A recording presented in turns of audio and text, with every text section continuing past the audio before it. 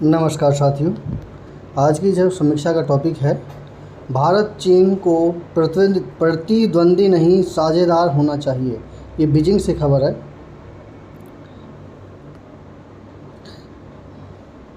विदेश मंत्रालय के प्रवक्ता ली ने ऑपरेशन सिंदूर के दौरान पाकिस्तान की सहायता वाले प्रश्न पर नहीं दिया सीधा जवाब। जी हाँ, ये कुछ एक सबूत हैं। आज हम इसी के ऊपर चर्चा करेंगे।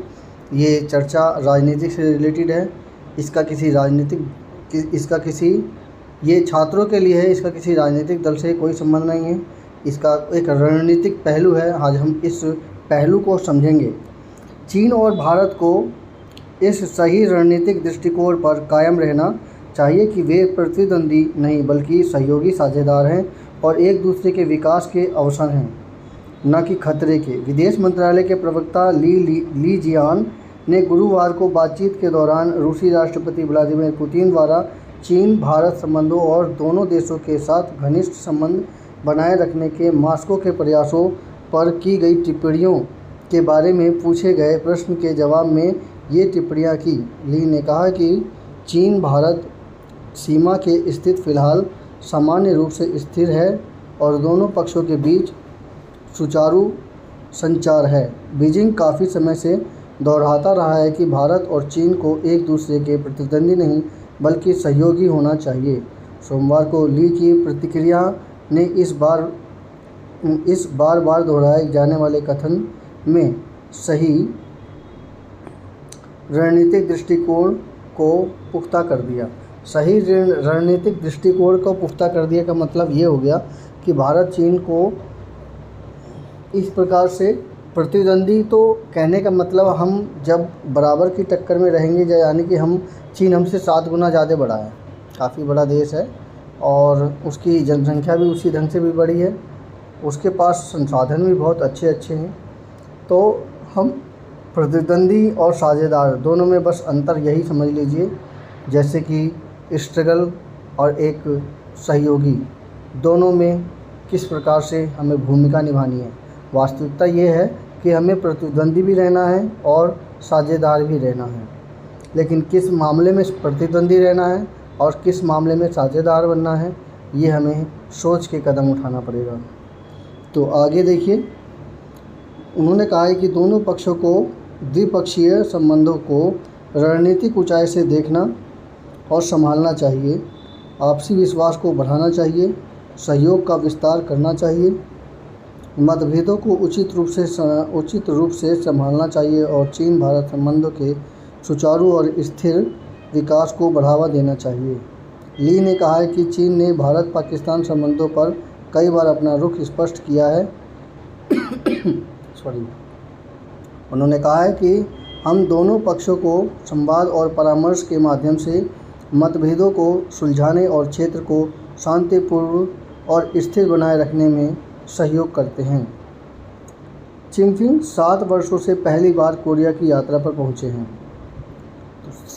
चीनी राष्ट्रपति चिनफिंग सोमवार को उत्तर कोरिया पहुंचे। वहां 2 दिवसीय राजकीय यात्रा पर हैं और 7 वर्षों में प्योंगयांग की यह पहली यात्रा है।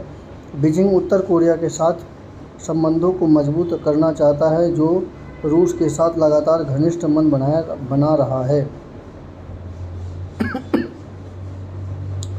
समाचार एजेंसी सिन्हुआ के अनुसार शी जिनपिंग उत्तर कोरियाई नेता किम जोंग उन के निमंत्रण पर सोमवार को प्योंगयांग पहुंचे और उनके साथ उनकी पत्नी, कम्युनिस्ट पार्टी की केंद्रीय समिति के जनरल ऑफिस के निदेशक काई क्यूई और विदेश मंत्री वांग भी थे। तो इस पूरे टॉपिक में किस वजह से शी जिनपिंग उत्तर कोरिया पहुंचे, इस पर ध्यान देना है। इसका क्या रणनीतिक पहलू है, समय के मायने को देखते हुए, समय की सिचुएशन को देखते हुए शी जिनपिंग का उत्तर कोरिया की तरफ रुख होना, ये दर्शाता है कि उसका कुछ न कुछ एक युद्ध के प्रति रणनीतिक पहलू बनेगी, जो कि इस वक्त ईरान युद्ध में चल रहा है। दूसरी बात, उत्तर कोरिया रसिया से काफ़ी अटैच हो रहा है, तो चूँकि रूस और चाइना की भी कई क्षेत्रों में बिगड़ी हुई है, इसलिए शी जिनपिंग उत्तर कोरिया की तरफ जाने से क्या रिलेशन, क्या समीकरण बन रहे हैं रसिया का, इसको भी समझना होगा। यहाँ पर एक मेन पहलू है